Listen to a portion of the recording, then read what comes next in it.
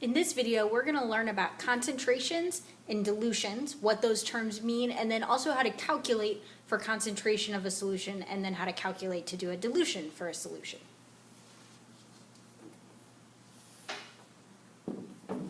So first, let's talk about concentration. Concentration is a word that we've heard a lot before, but let's put an actual definition with it. It's the measure of the amount of solute and solvent in a solution. Now, that's pretty broad because there are a lot of different ways that you can measure concentration. The way we're going to see it noted is like this. So whatever substance you're looking at, you'll see brackets around it.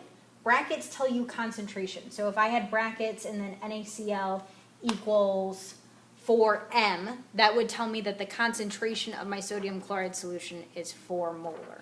And we'll come back to that a little bit later. But if you put brackets around something, that's telling you the concentration of that, at least for the molar concentration. There are three different main ways to measure concentration of a solution, and we're going to look primarily at the first one. The first one is called molarity. So that should tell you that you're looking at moles. Specifically, you're looking at the moles of solute divided by the liters of solution. So it's moles over liters, or moles per liter. The second way, and that one's noted by a capital M. So capital M means molarity. The second way is called molality, and that's a little m, and that's also dealing with moles of solute, but instead of dividing by liters of solution, you're dividing by the mass of the solvent. So molarity is moles of solute, liters of solution. Molality is moles of solute, mass of solvent. And then the last way that you often see concentration is a percent volume or a percent by mass, which is just like the percent of any other type of percent. So it's, in this case, your mass or volume of the part you're looking at divided by the mass or volume of the whole thing times 100. So that's your percent. And like I said, we're going to focus on this one right here. We're going to focus on molarity.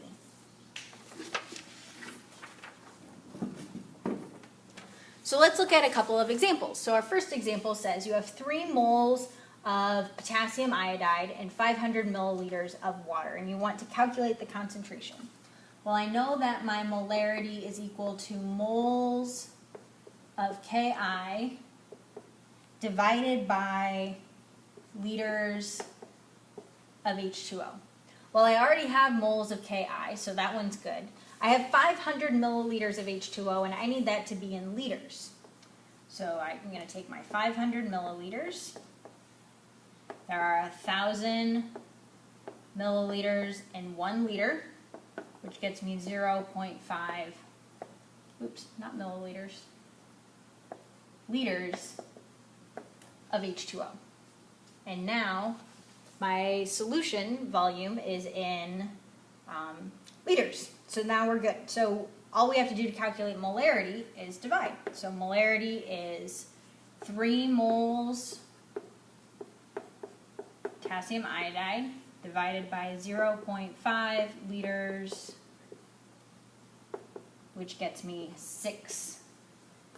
And then the units on that are capital M. And you read this as 6 molar. So this is a 6 molar solution. And you have to make sure that you put the M on it, otherwise that 6 doesn't mean anything. In this case, when we're looking at molarity, M is your unit. Okay, let's look at a second example. Our second example says we're dissolving 500 grams of sodium hydroxide in 2.5 liters of water. So if we want to calculate the solution of this guy, same thing. Molarity is equal to moles over liters. I have liters already, but I need moles, so I'm going to take my 5 grams of sodium hydroxide and convert it to moles. And in 1 mole of sodium hydroxide, there are 40 grams, which leaves me with 0.125 moles of sodium hydroxide. So now to calculate my concentration, molarity is equal to 0.125 moles divided by my 2.5 liters from my solution, which turns out to be 0.05 molar. Now, we did this as if we're calculating concentration for all of these, but really, if you know two of the variables, you can solve for the third. So if I gave you the concentration and the volume, you could solve for the number of moles. Or if I gave you the concentration and the number of moles, you could solve for the volume. It's just like any other equation. If you know all of the variables except one, you can solve for the missing one.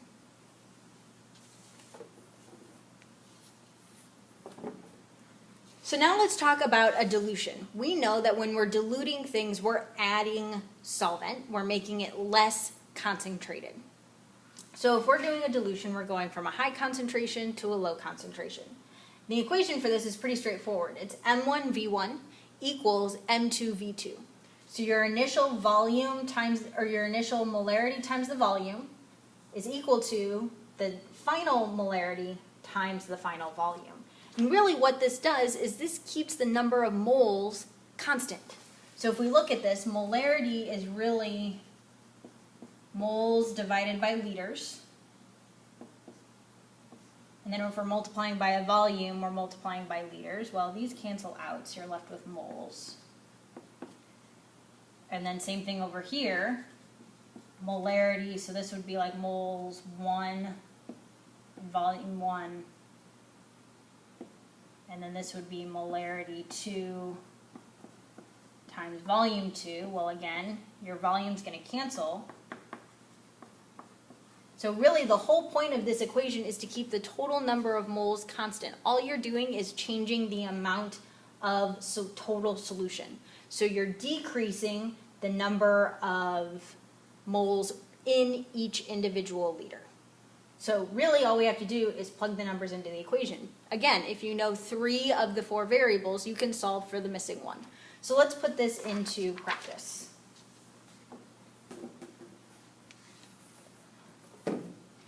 So our first example says you have 150 milliliters of 8 molar sulfuric acid. You want a 4 molar solution. What will be the final volume? So let's start by writing down our information. So our initial concentration is 8 molar. We want our final concentration to be 4 molar. Our initial volume is 150 milliliters, and we don't know our final volume. Now, we don't have to convert our volume into liters. Our volumes can be whatever volume units we want as long as they're the same. So when we plug these numbers in, our volume at the end is also going to be milliliters because we started with milliliters over here. So now our equation is M1V1 equals M2V2. If I plug in my numbers, I have 8 times 150 is equal to 4 times X.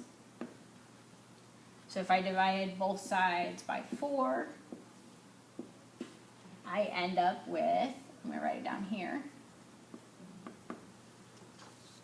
300 milliliters of solution. So my final volume will be 300 milliliters. And that makes sense. If we want our concentration to decrease by half, we're going to have to double the amount of volume because we want half as much moles in each unit of volume in each liter.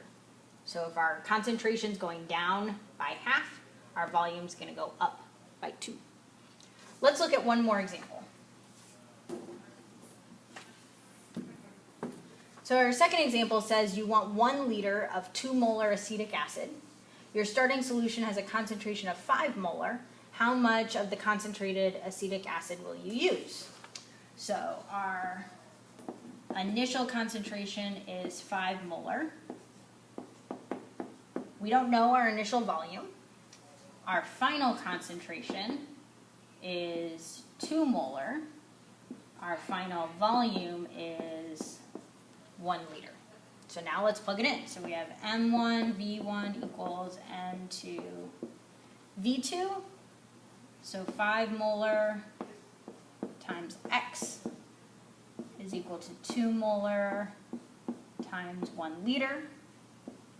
X, which is the same thing as our V1, is equal to 400.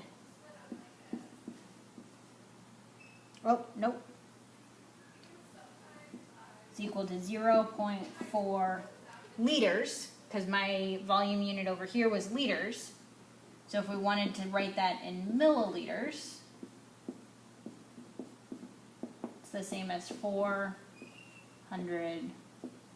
milliliters. So that would mean that we would need 0.4 liters or 400 milliliters. If we took 400 milliliters of our 5 molar solution, added water until it became 1 liter, our concentration would be 2 molar. And that's how we use this equation to figure out how to do a dilution.